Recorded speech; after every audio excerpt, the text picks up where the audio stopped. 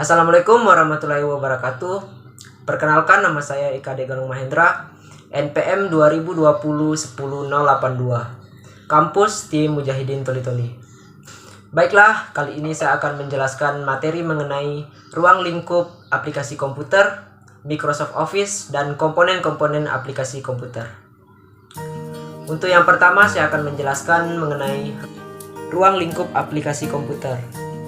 Ilmu komputer secara umum diartikan sebagai ilmu yang mempelajari baik tentang komputasi, perangkat keras atau hardware maupun perangkat lunak atau software.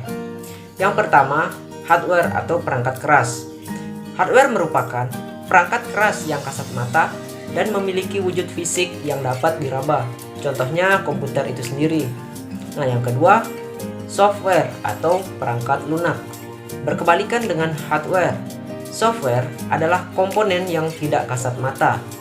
Software dalam komputer adalah komponen penting karena berperan menjalankan segala perintah yang masuk ke hardware. Selanjutnya, deskripsi disiplin computing. Secara singkat, Computing Curricula 2005 mendeskripsikan disiplin computing sebagai berikut. Yang pertama, Computer Engineering atau CE, yang di dalamnya memfokuskan pada desain dan konstruksi komputer dan sistem berbasis komputer. Di dalamnya meliputi studi tentang hardware, software, komunikasi, dan interaksi antar bagian tersebut. Mahasiswa CE mempelajari desain dari sistem hardware, digital yang meliputi sistem komunikasi, komputer, dan peralatan yang memuat komputer. Yang kedua, Computer Science atau CS. Pada bagian ini mempelajari mulai dari teori-teori terkait dengan computing dan dasar algoritma sampai kepada pengembangan robotik, computer vision, intelijensi sistem, bioinformatika, dan hal-hal lainnya. Ilmuwan komputer terbagi dalam 3 kategori, yaitu desain dan implementasi software, merancang cara baru penggunaan komputer, serta mengembangkan cara untuk menyelesaikan permasalahan computing. Yang ketiga, informasi sistem atau IC, yaitu mengintegrasikan solusi teknologi informasi dan proses bisnis untuk memenuhi kebutuhan informasi bisnis sehingga tujuan bisnis dapat tercapai secara efektif dan efisien.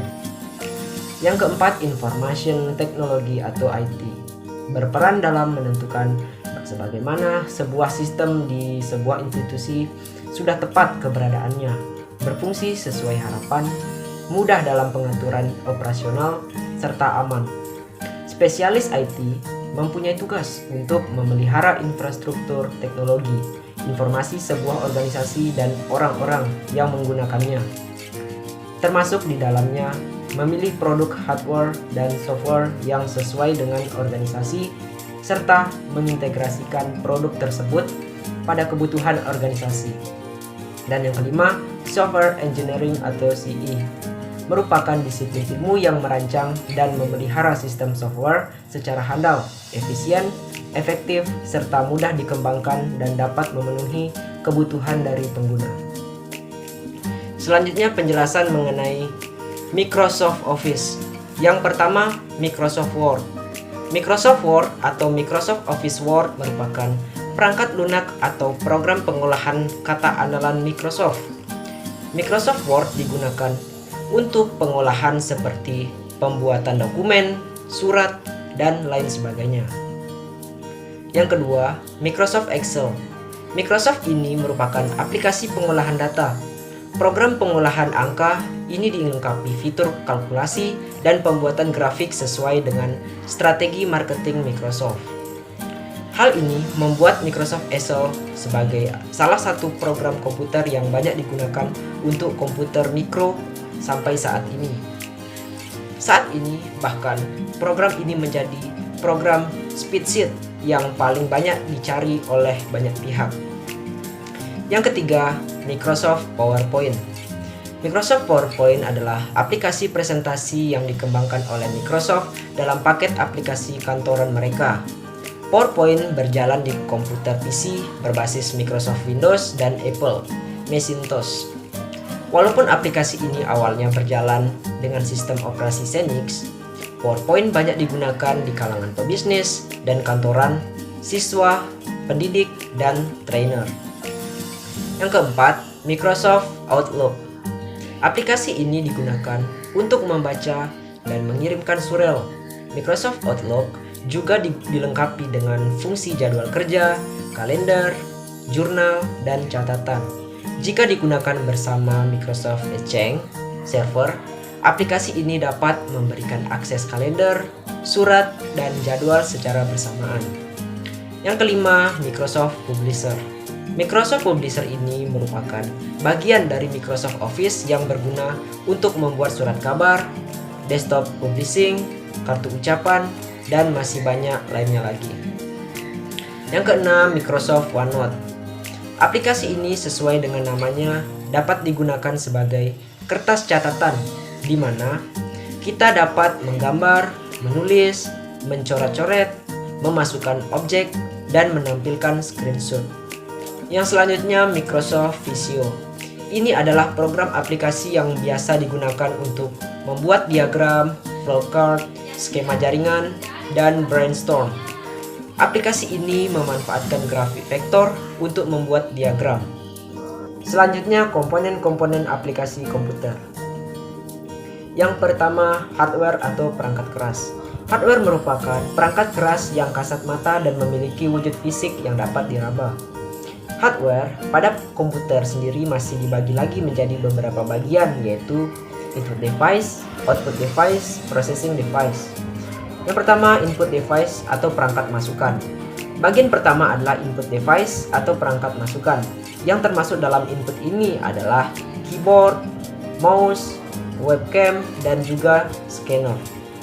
Yang kedua, processing device atau perangkat proses. Data yang dimasukkan melalui input device selanjutnya akan diolah melalui processing device.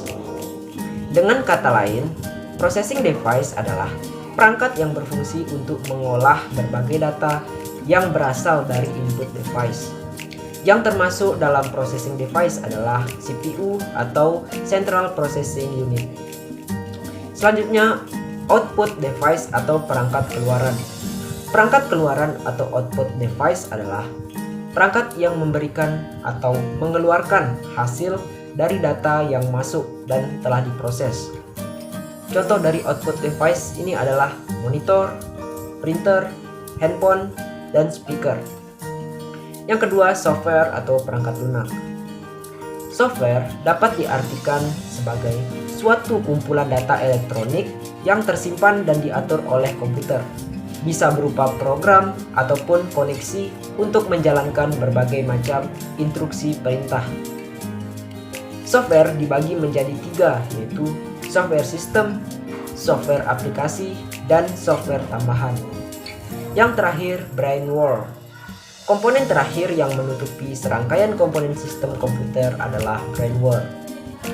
Brainware yaitu orang yang menjalankan atau mengoperasikan komputer.